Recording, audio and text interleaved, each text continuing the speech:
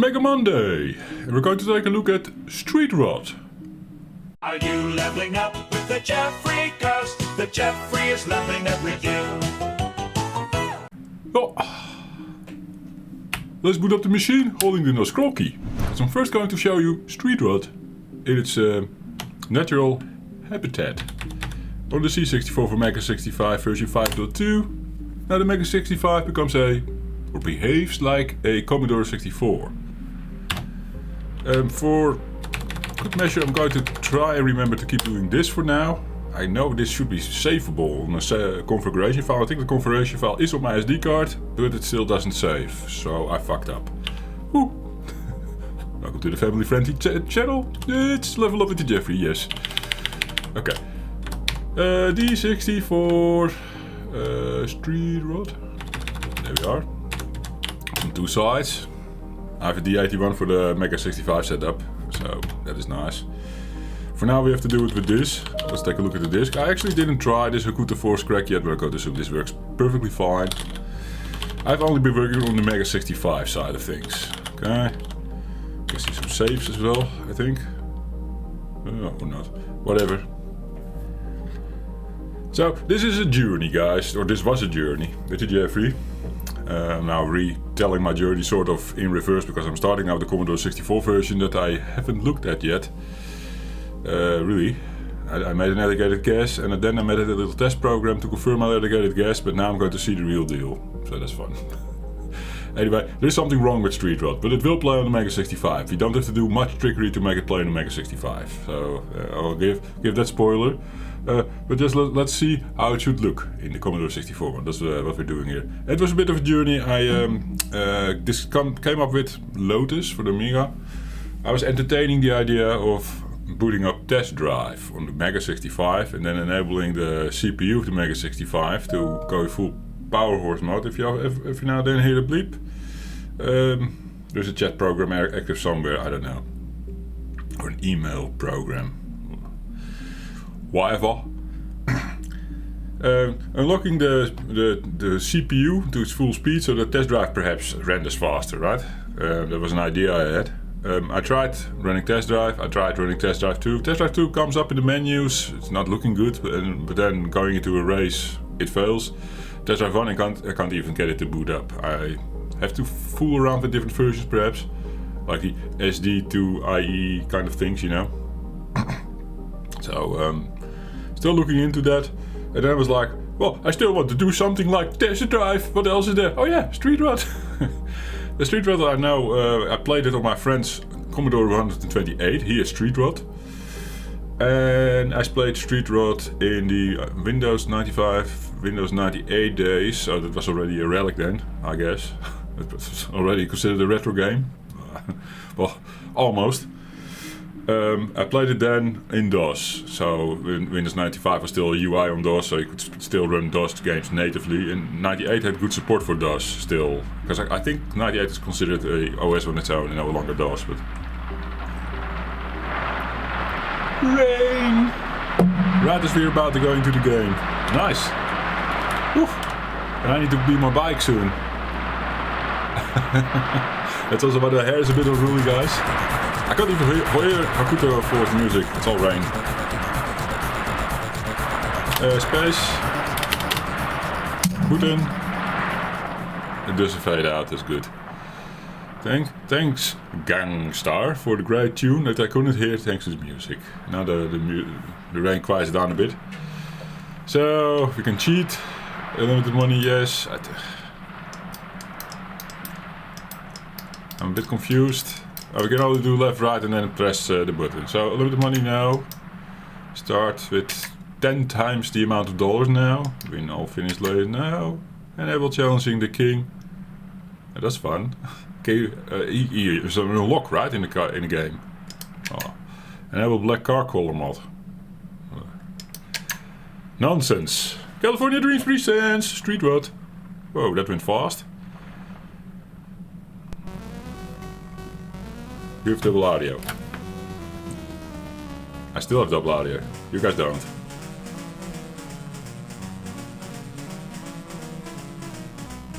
Okay, that fixed it for me. Oh, and I should not forget to plug in the cable again for the MEGA65, but hey. There's a copy protection, is of course bypassed by the Hakuto Force. We can load the game from old game, we press OK, and then we can fill out our name on our driver's license. I'll go with my Filipino nickname, Jeffrey. Or Jeep. One guy, my uncle, my in-law calls me Jeep, yes. Change disk side and press the fire button. Hop. 2. Nice menu in the FPGAs. Loading disk 2 virtually from the SD card without drive sounds. I do miss the drive sounds now. The rain stopped. There's no music for you guys playing. There's nothing for the Jeffrey. It's just silence. Well, you can hear my air conditioning maybe. It's uncomfortable. Then it needs to load a long time again. We'll not have these long loading times on the Commodores. No, yeah, the Go64 mode in the MEGA65. MEGA65 with the D81 and everything is super fast. Even with the D64, I think. Doesn't emulate it if it is virtually. But even if you put it on a real disk today, it's a lot faster. This drive handles different than the 1641 did. Oh man, I regret putting this up at the start of the video. Now you guys have nothing to look at. I should have started with the MEGA65 instead and then show you what it should... Oh yeah, well, whatever. Okay, we are in the newspaper. We have $750 on our name. We're going to the used cars and we're going to select a nice car for ourselves. I think I always went for something like Ford or something, and I'm not sure if that is the best pick. This Dodge without the transmission sucks. I know that much. So here in the next page we have a Ford we can pick up, I think, here for $640, the Ford Fairlane 2-door. We want to buy it. Oh yeah! Oh yeah, yes! It's quite kind of fun if you don't know this game. It's just like all these different cars that you can buy and own. And you start racing other people's, well, not real people's, computer-owned people's. It's loading. Computer-owned people's, yes. To win money from them, so then you can buy parts for your car. Your car also damages, so you need new parts anyhow. And make enough money, buy a new car, and at some point the king, like they said in the opening. Still loading. I'm used to this being quite fast on the MEGA65, so quite surprised there. Okay, here's our car. Hey, nice flickery raster thingy there. Okay. Oh, now not anymore. Had to do with how I position the cursor? Yes. Okay, fun. MEGA65 also has some garbage here. It's just really tiny. It shows you where the rasters are. The raster interrupts changing graphics, changing sprites usually. Get some tunes? So yeah, what is there to do in this game? I can show you, of course. We have a calendar. We can follow some things here. I don't know exactly anymore, but like events, I don't know. Here we can sell parts if you have any. You've got those spare parts, dummy. We can buy stickers for the car. It's only 5. Let's put a sticker on. Skip it. Oh, we can only select one. Oh, here's next sticker. This is fun. Street Fighter. Okay. Oh, it's not a lot of selection, not a lot of choice here, but go ahead, put Street Fighter on the car bomb. We can strip the bumpers, for example. Make the car lighter. Tune it. Tuning is important. Tune. Where's tuning again? Change tires now. Pop the hood, Jeffrey. Okay. I'll show you a quick bit of the game, but then we'll be driving soon. I think I'll just... This game supports really a drive mode where you go through the corners trying to beat one-on-one on the... You go one-on-one, try to beat the other guy. That looks the most like test drive, but when I play this game I only do the drag race, just straightforward. It's easier if you're also going to blab about the game, so I will do that. I thought I'd give you that in advance. Tune. Now there are two... how to say? Low bass, kind of... Very low bass, because it goes like that then. two almost the same. They're running next to each other, and then you hear some sort of a desync thing going on. You need to line that up just by putting this thing in the middle. Don't have to change this later on. I forgot. Now it's stable. Stupid thing is though, it doesn't always sound the same. If you desync it a little bit again and you go back, here it's different. And I thought always you needed to get this sharper engine sound going. That way was the tune, but it doesn't matter. Just sync so that it doesn't do. Yes. You can, I forgot to go over that, but there are stats. You can go over the stats of your car to see its maximum speed. After tuning it, it bumps it up with quite a bit. And every time you come back in the garage, tune. That's how you win games. Yeah. Oh man, these loading times are awful. So I'm not going to fiddle around anymore with this. This is what it is. We're going to spend $50 racing some guy. Let's go here, hit the street. And then I'll blab about what we need to look out for, what we're going to look at on the MEGA65. Deal? Deal. This all sort of works on the MEGA65. No issues here, aside from a couple of rusted thingies. The rusters are important. But the game hasn't reorganized, of course, in the game screen. We're waiting now for the game to load an opponent. That's Mike in a Chevy. Okay. I don't know if we are faster than him, but let's just challenge him to a drag race. For 50, we can also do 10, and we can experiment a little bit. Who's the guy? Oh, he doesn't even like that. he's probably... Oh man. Oh, is it? Oh, he goes away. I was going to say then we just drive him for kicks. It doesn't matter. But some of the guys that are really having a better car, they don't mind you spending $50 on racing them, of course. Charlie in a Mercury. Yeah, challenge. Drag. 50. So he's also having a car that is not as good as ours, I'm going to assume. Do just for kicks, Jeffrey. But then if you do just for kicks against someone with a bigger car, then they're like, fuck off, because they want the money. So sort of a balancing game.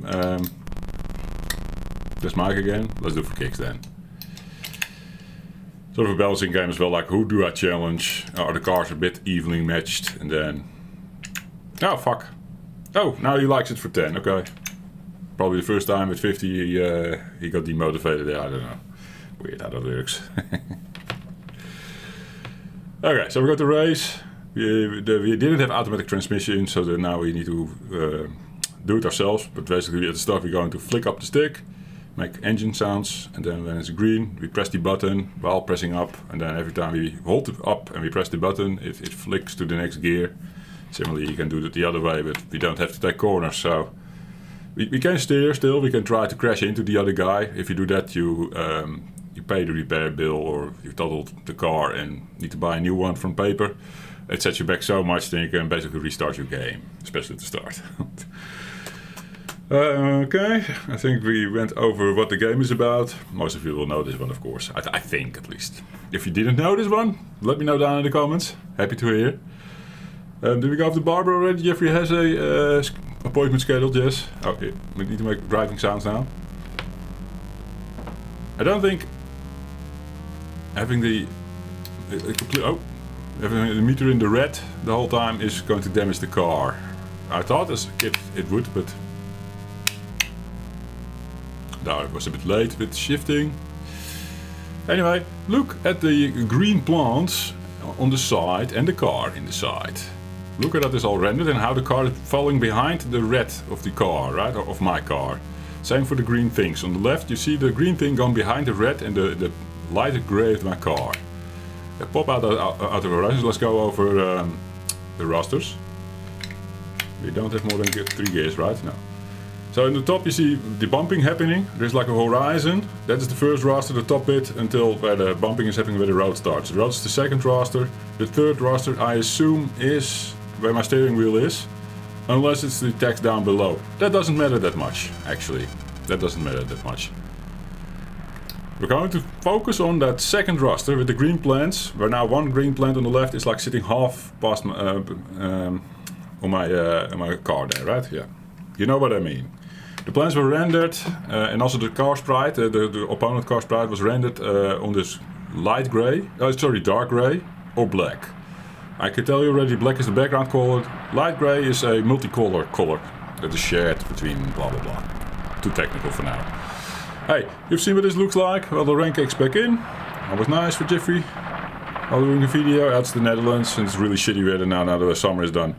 I'm thinking, just booting up the machine normally. Ding, ding, ding, ding. Oh.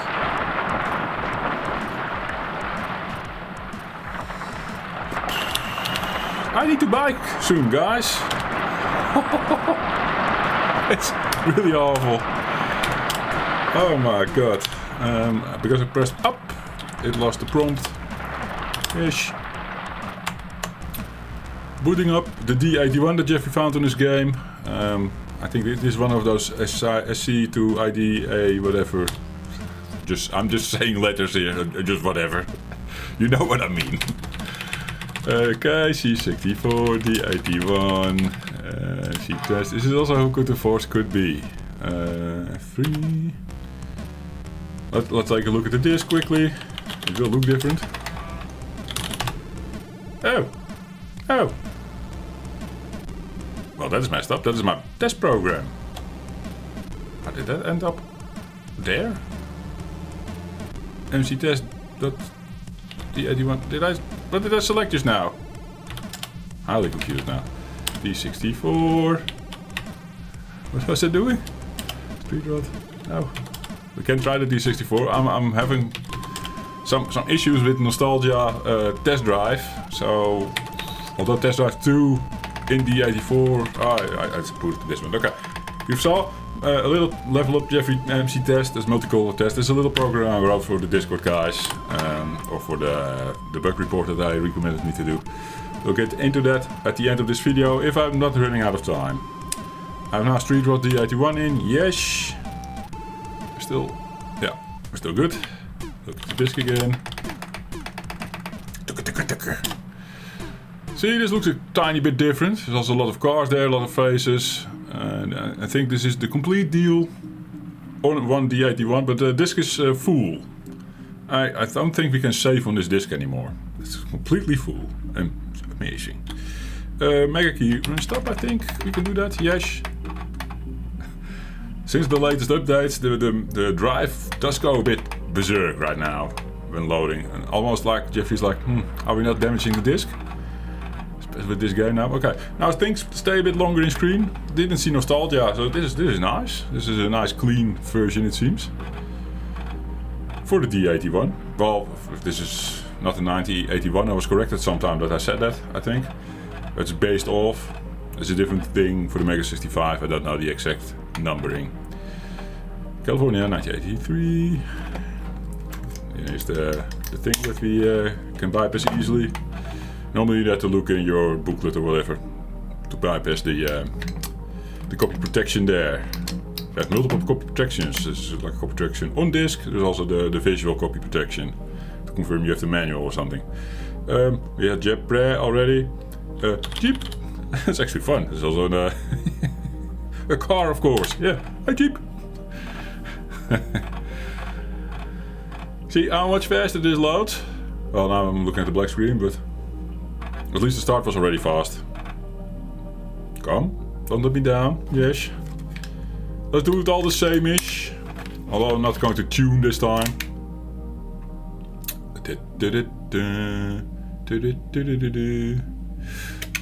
Ford. Yeah. It's yours. This game is good fun, guys. I can recommend you getting into this. For the sake of the level up with Jeffrey and what we're doing here today, we're not going to get really into it.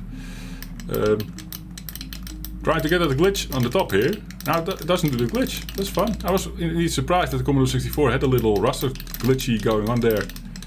But it's not there now. Now it has one here on the bottom. It's just the timing differences between the Commodore 64 and the MEGA65. It's, we know this.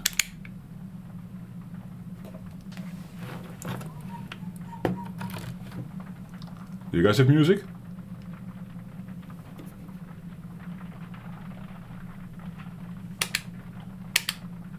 We don't have music, guys. That's kind of shitty. Test, test.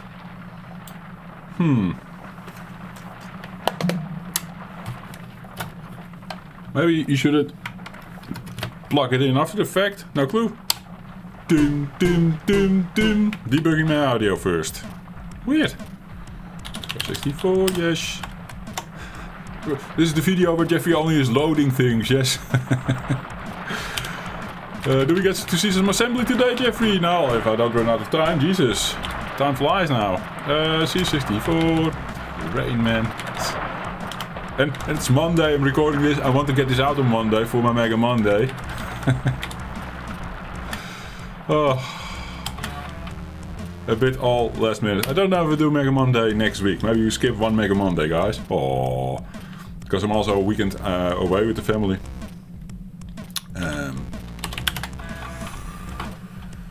So basically, yeah, because everything is no longer queued up, and I also want to fill in a couple of gaps on the Friday and the Saturday, maybe a Friday and Saturday. We skipped 2 Saturdays already. Let's leave the Nintendo out for it for now, for a bit. ZX Spectrum. I don't have a solid day for ZX Spectrum next. Fuck. So perhaps we'll reserve the Tuesday for that. Some things in the mail, or at least being posted. And they should come in the mail. Yeah. Finally getting that machine also out of the storage. Have to make it dust free again. Okay, game. Give us sounds. Jeep.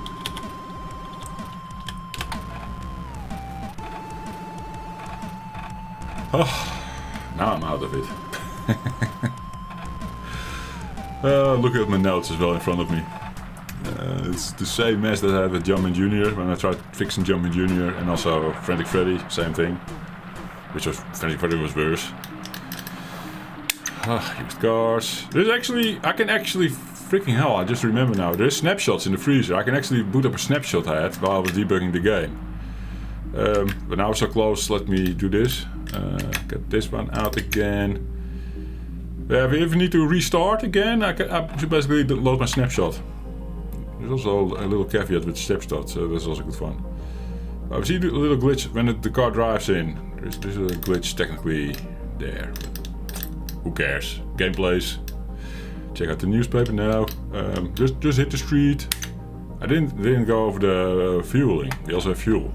Oh, a tiny bit in there right now. You need to refuel the car actually before you go to races. But I think for 5-for-1 drag race against George in his Mercury, should be fine racing him, right? Do a little drag race for 10. Just for kicks then? You're on, okay?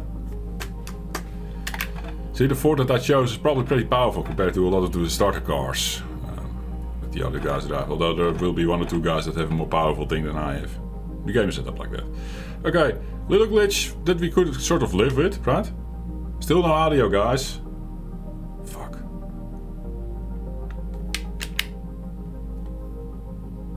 Well, enjoy the music. See how the car is behind? I have to fix my audio. Car is behind the dark grey, right? In the other game we didn't. And you don't see the green thingies. You only see the green thingies in the top, where the horizon is. That raster is fine. Raster below that, green thingies are blocked by the light grey, dark grey. Green car, yes. It's running there, yes. All fine. So the game is there. It is playable. Without music. I don't know what happened. Everything is set up correctly. Let me test one thing quickly while you guys wait, because sometimes things reset. Quick cut, because there's someone in front of the door. Melvin was in front of the door. I got a package. It's for me, not for the wife. Woo! So we should have a quick look inside. This is not planned and fits the time. Also, you hear a bit of a shh maybe right now. That's the audio coming in from the analog jack from the MEGA65. here is. This tune is pretty soft, so I really need to crank up the audio. But the audio was disabled by Windows. Windows had fucked up some settings again. Or OBS, I don't know who's to blame. I'm going to say every time I have a Windows update, OBS resets. It's an interaction between the two maybe. Okay, we have a little bit of a music with no rain. That package. Would be fun if this is retro related, if not, it's not retro related. Okay.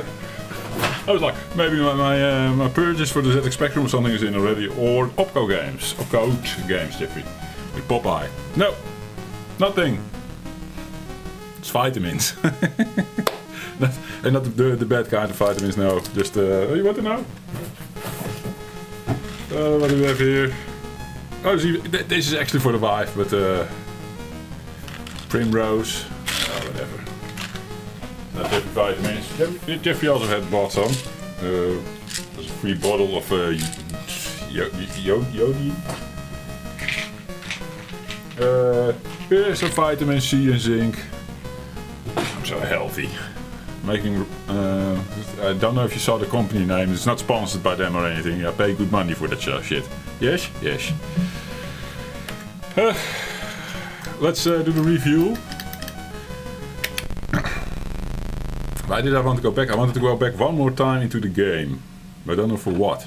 Yeah, we're going to go into the matrix monitor. I'll show you how Jeffrey started his journey, sort of debugging the game, seeing what is wrong with these sprites, because I wanted to understand that.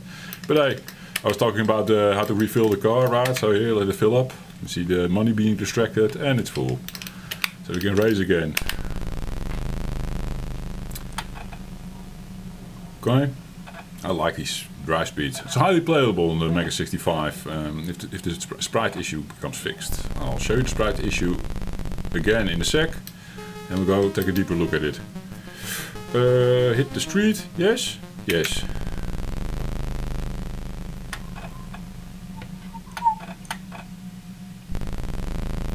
There's Kirk. Kirk rides a pretty decent car, I think. So he's probably he will be up for 50 because he will beat me. For 50, yes, drag race. He will beat me, but that's alright. We probably already gotten beaten earlier because Jeffrey was poorly shifting up. Matrix, Legacy top. So if the FIC is handling registers, it usually jumps to address that is called 0314. It will look in memory where there is an interrupt, where it should look for the interrupt, basically. It will jump to the interrupt. You see the first two bytes, F3 and B7, it will translate to B7, F3. That will be my interrupt address, okay? So Jeffrey was looking at that, and I was running this command a couple of times. Now we have also one in B80A, that is quite close to it. It will translate to B80A. Yes, that is a little after B7 F3. If you run this enough times, I got the addresses for all three interrupts. Unless there's a sneaky fourth interrupt, because if the interrupts are closely following each other, then this command has less chance of catching that interrupt. But I got all three doing this even. Right now it's going really well for me because I'm only getting the first one that we already got. But I'm not going to do this exercise for too long. Just trust me, you can get all three the interrupts to show up here. There's probably a better way to do it. One more chance, it's like gambling this. Did we have this one already? This is a different one. So we have all the last three are the three different ones. The last one is B7E0. That's basically, look at the notes, yeah, that's the first interrupt, that's the top interrupt. And then the B7F3 is the second interrupt. That's the most interesting part, but there is where the shit is happening, right? So we look at it, we can look at it. We need to hold the stop key and then press reset. We go into MEGA65's C65 mode in the monitor there, but most of the memory intact. I did notice it one time being empty for me for some reason in the somewhat register. I don't know if I've messed up or this is a thing that can happen, I don't know. So B7E0, let's take a look at that. Disassemble B7E0. Lowering the audio a little bit. You guys also have a nice relaxing tune now, right? To listen to. Guess what's it? The whole time is not nice. So it starts with an LDX7. That is not crazy code. I was surprised not finding the usual. If you know assembly and you do interrupts, you usually see PHA, push A on the accumulator, and then do something like TAX, transfer A to TXA, transfer X to A, and then also PHA, that one. That it basically means transfer X to A, and then push A on the accumulator, and then basically you have X saved on the accumulator. Do I say accumulator the whole time? Oh, the stack. We save A on the stack, we save X on the stack, we save Y on the stack. Yes. To remember them, then we do all our things with our X and our Y's and our A's, and then we restore them with PLA. We write them all back with transfers and everything, you know. And then we do RTI, return from interrupt. And then basically the rest of the machine code can continue with its original registers intact. That is the idea I normally see. We don't see that in Outrun, in Hot Rod. Super Rod. Hot Rod. Street Rod. I'm talking assembly and my mind goes haywire. Anyway, what do we see in the top here? We see basically all interrupts here, by the way. There is a jump instruction on B7F0 here, which will go to an ending thing. Do I have it written down what it did? I don't know anymore, but this will in the end do an RTI. This will end the interrupt. This means it does something 7 times. Funny enough, it sets up a raster here. So did it need this one for that? I don't know anymore what it needs the X for. But here it sets up the next raster. I figured out as much. Here it will fuck around with a lot of the VIC registers, including D015. Sorry, D01B. Yeah, that's the one with the sprite priorities. Having the sprite in front or of the back of the characters. And that is where we thought the bug would be, right? That value is coming from somewhere. We should basically go in there, I think. Or not. Actually, this is the top bit. I went completely through that one. It's very interesting to see how it is done. We're actually interested in the second raster, which starts here after this jump is finished. Okay. So it goes into a little setup here. Is that the one that is the setup the next raster? No, this is setup calls and sprites including a solid FF to D01B. Yes, I'll show you that one, and then we don't have to stick too long in this window. So we disassemble BAF. Oh, shift lock went on. FE. So it jumps here, and then as soon as it sees RTS somewhere, it's probably lower in the code. It will jump back to where it was and continue in that previous program that we were looking at. Hope it makes sense. Okay, we don't have to know what it is all loading, but it's loading stuff from memory somewhere and then saving it on the VIC registers, right? So where is the D01B? This is the important. This is the sprite priorities, and the FF means throw the sprite all the way to the back, which makes sense. It's because it is hiding behind the light gray, the dark gray. Sorry, it has to hide behind the light gray and the red of the car. The dark gray and the black it should not. That's what we saw in the C64, right? So okay, Jeff was like, let's make a little patch, and instead of writing FF, which is all the bytes flicked on, all the bits flicked on, which means for all 8 sprites they're all going to the background. And if we make this 00 like that, all the sprites will be in the foreground. Just to test a little theory that we're working with the right deal here, and also then we know it's not working as we saw it on the C64. Okay, that's fun, let's do it. Let's use the freezer's snapshot method that I said, that I will tell you to we'll try and use this time here. So we can have different things here. This is an old something, I don't know if you know what game that is. You see my ROM is M65V920395, is an older one. This one is a newer one. You can it saves even the ROM that you were using at the time. It's quite fun. This was a bit unreliable for the Jeffrey for the longest time. I didn't use it much because it would fail. Now I'm also not that much of a cheater, so I don't like to use snapshots and then reload my snapshot and then continue from wherever. I don't use it, but for debugging purposes it's quite nice, yes. F3 load slot, bam. I'm back in the game. You guys have no music because we need to turn it on again. So this is before doing any races. Here I have all my monies still. I can still strip the bumper if I like to, yes. Okay, let's go into... let's go actually into a road race. Those do take a bit longer. Disk error. Make sure that the unprotected game disk is in the drive. Check drive connections and press the fire button. This happens to me when using snapshots. It loses information where the disk is for some reason. I think this is a bug in the freezer. I think.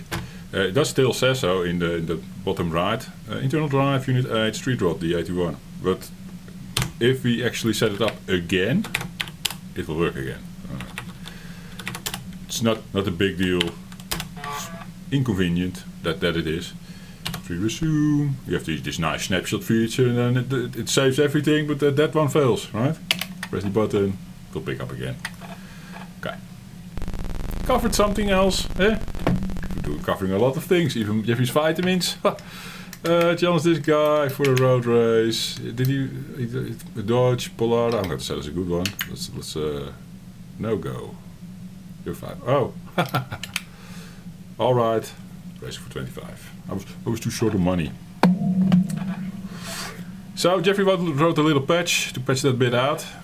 To patch the FF to 00. It's really easy. If you've seen the Frantic Freddy video, you know how this works, but let's do it anyhow. Okay, let's first get the car on screen. T0, T1, stop car. Okay, we stopped progress of the CPU, execute the commands, so we can safely patch and also still be able to follow the car, hopefully. Get a better understanding of what is happening now with the sprites on the front, right? Okay, looking for my patch. If I list rdbb1f, that should be that command LDA blah blah blah, right?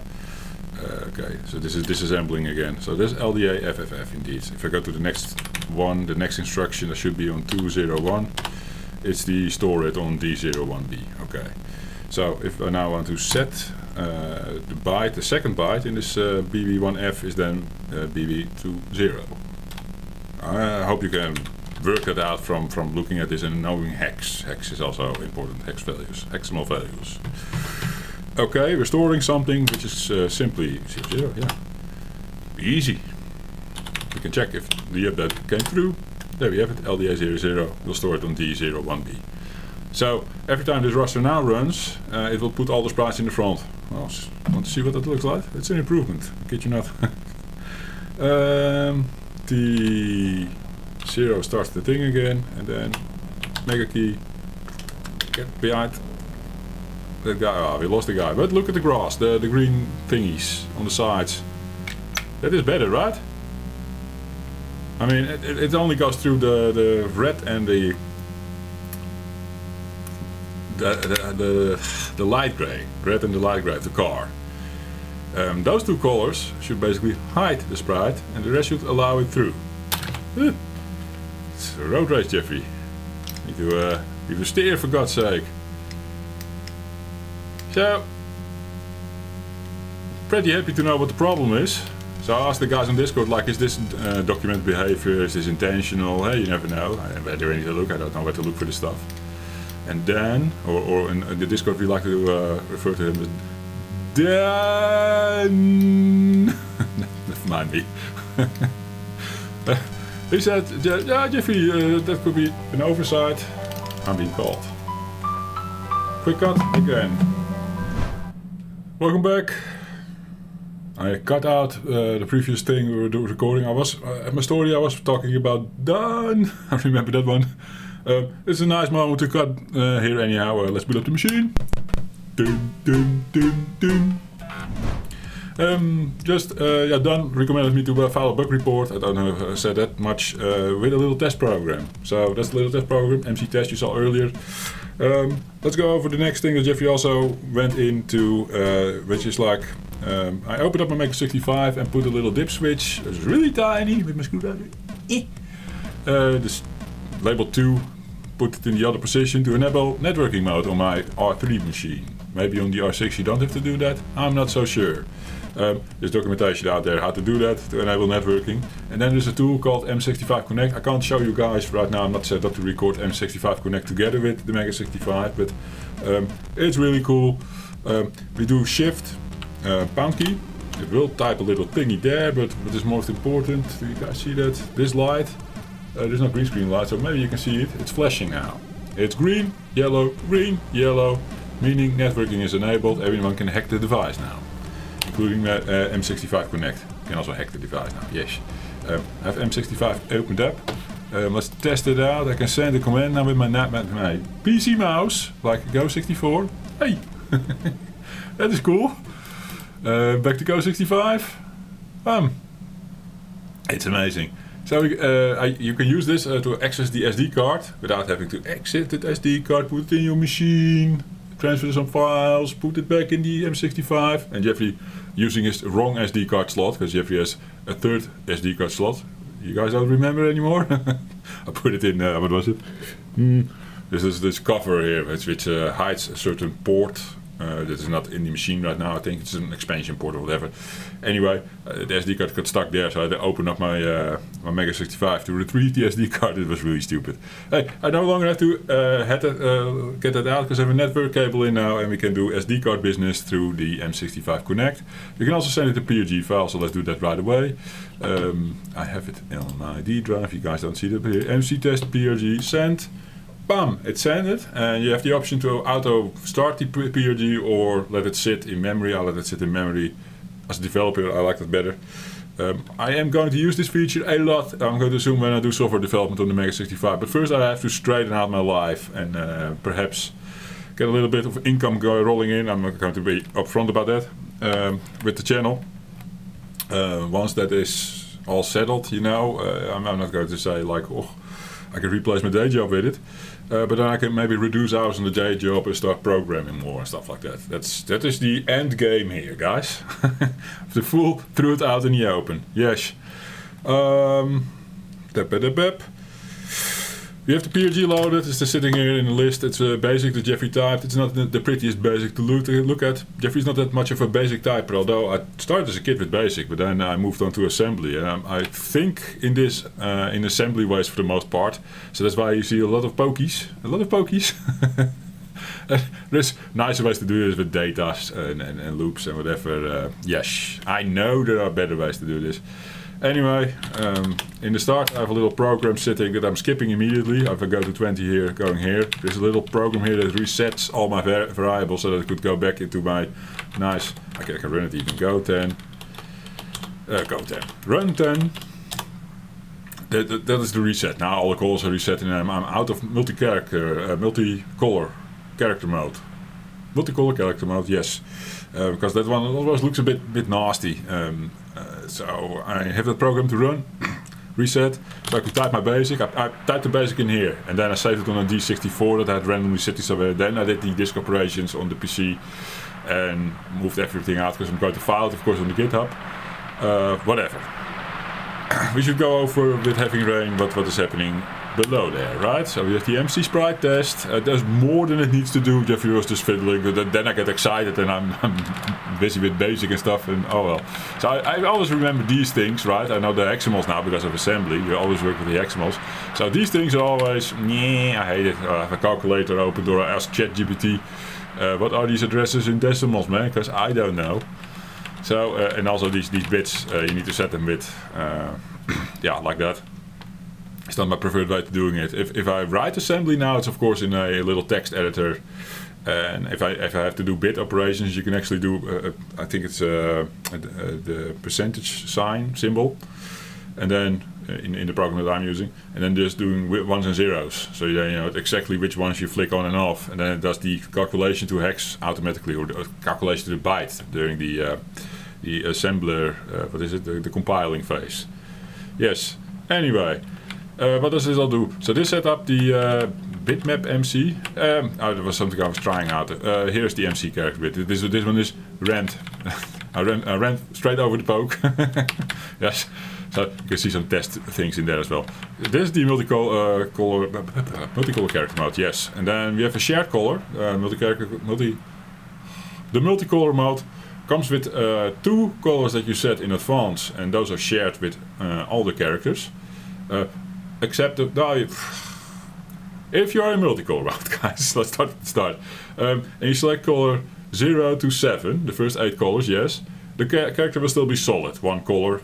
The color that you selected will be that color, and there's no multicolor going on then. If you select from the next 8, normally you would get all these fancy pink and light blue and whatever, you know. That's no longer happening. You will still get the same colors as the first 8, but with multicolor enabled, and then it does something different with how the colors operate.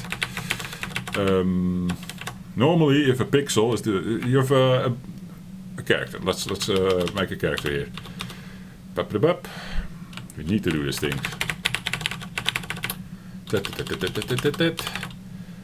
This is a representation of a space in memory, and every 0 you see here is a bit.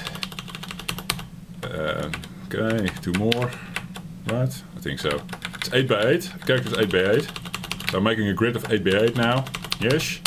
It's a nice representation. This is 1 byte. The full thing. One set of bits is 1 byte. It's 8 bits. Yes. So if I want to make like an A, normally you do like this. You know. Oh yeah, nice, Jeffrey.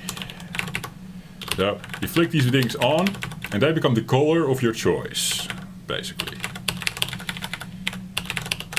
Nice, Jeffrey. Well done. In multicolor mode, this is a single color character. In multicolor mode, what will happen is you will see always these characters will be a bit more stretched out, sort of is. They lose resolution in the width. Because what happens if multicolor is on, and I've selected the multicolor character, it will look at these 2 bytes to decide if it is what color it should be. That's why it's stretched. So you can only have 4 options instead of 8 of stretched pixels, so to say. But they can become 4 colors. The 0, is the same as the original 0 in the A here. If I do 0, 1, it becomes this MC1 green that you see in the top here. MC1 is green. It will become green now. And if we do it like this, it will become MC2 red. Yes, so 2 pixel wide thing that can become background, MC1, MC2, and then 1, 1 is the color as selected by the user, one of the first 8 colors. Yes? I hope that makes sense. So that's how you can work with characters and colors in multicolor mode, primarily in this case. Why was I going to go over all that? Well, we see this in action soon. So yeah. The next bit here, sprite data.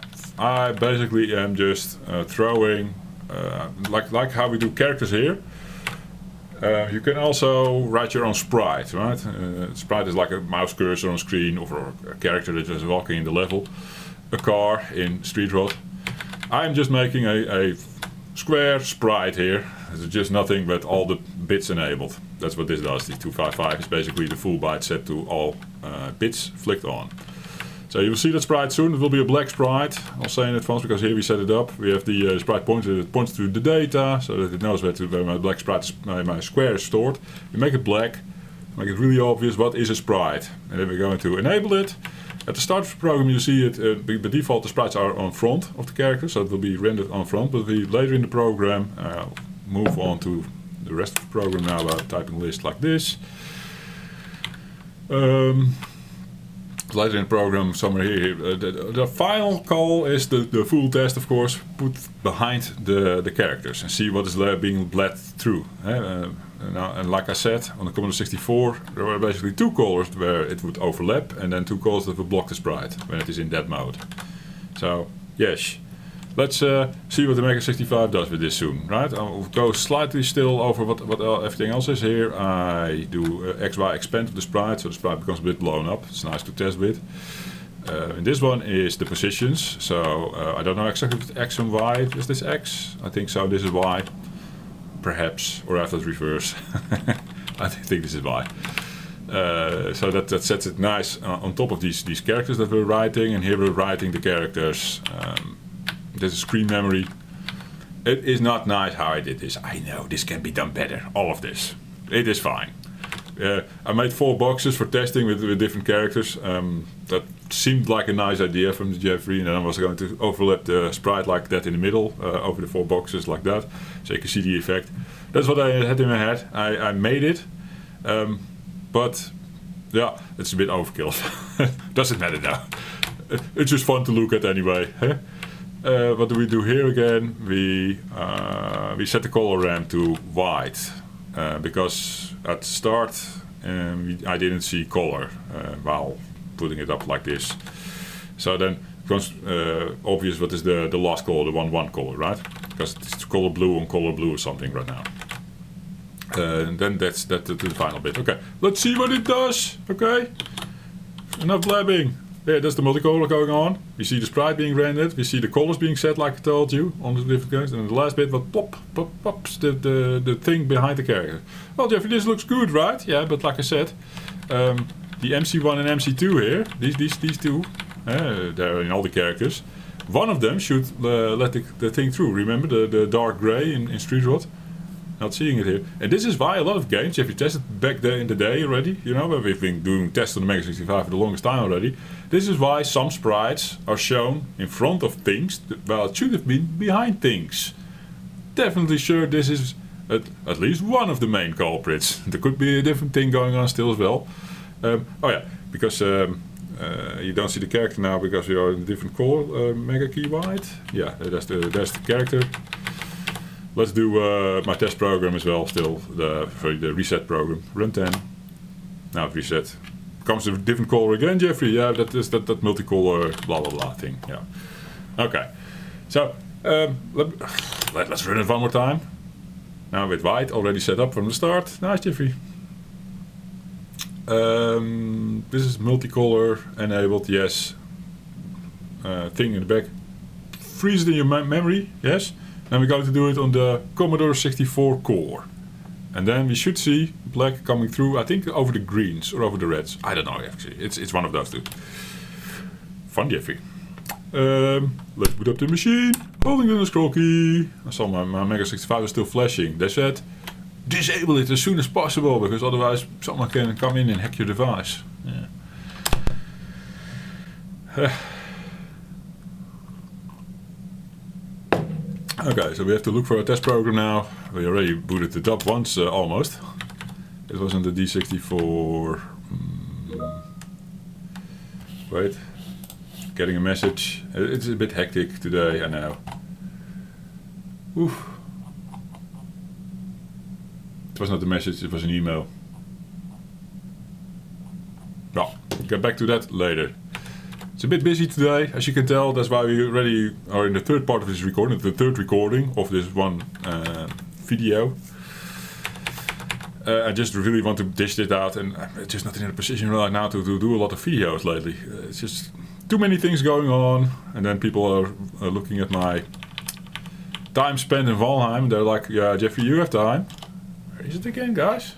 I don't see it. Do you guys see it? It was it on a D81, saved on a D81, I guess. No. Am I stupid? I do have the PRG as well, if all else fails. Just don't see it? I did it wrong. Let's load the PRG then. Is it here? PRG, MC test PRG, yes. Yeah. Okay, well, let it run. It looks a tiny bit different now because of the emulation. Let me put it off. The CRT emulation. I said I would put it off.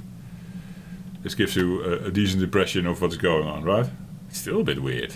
Still, it looks a bit weird. But hey, you can see now the green is behind the sprite, right? And the sprite itself is in front of... Wait a second, I said earlier that some things the sprite is rendered in front. That's a different thing. Yeah, I should not confuse two problems with the same thing. I have seen this before in other games, of course, where the sprite was behind. Yeah. I want to redo this video now, but no, I'm not going to do it. Anyway, there's a problem like with Henry's house, where the sprite is in front of the characters. We haven't gotten around to that problem yet. No, this is one where the sprite falls behind certain characters, certain colors, I should say. Because here, it clearly comes through over the green, right? And we saw a street rod as well. It clearly came over the dark gray. Commodore 64 is designed to do it like that. It's like 2 colors are background, 2 colors are foreground, including your selected color, the white. That is a foreground color, and then one of the shared colors is also a foreground color, and one is a background color. And one is a background color, the blue here. And the sprite is sort of sitting in between that, and it's used to great effect with Fist 2. I read somewhere someone said that, and I was like, oh yeah, that's true, it is Cave. Fist 2, we covered it on the channel already as well. Hey, so this is the problem with the MEGA65's Go 64 mode. I'm going to bring this up with the guys. Dan said, ideally, we want some people with a real Commodore 65 to test this, to see what would the VIC-3 do. Interesting. So they're going to test this against the VIC-3 in the original Commodore 65. If that one behaves like the MEGA65 does, I'm going to assume they are not going to fix it, because this MEGA65 needs to be a replica of the Commodore 65. If we figured the Commodore 65 did it like the C64 would do, then this will get patched, I'm going to assume, in the core. Yeah, in the next core or the ROM. I don't know where they fix this. Hey, thank you for watching, and see you in the next one. Cheers. Are you leveling up with the Jeffrey? Cause the Jeffrey's leveling up with you!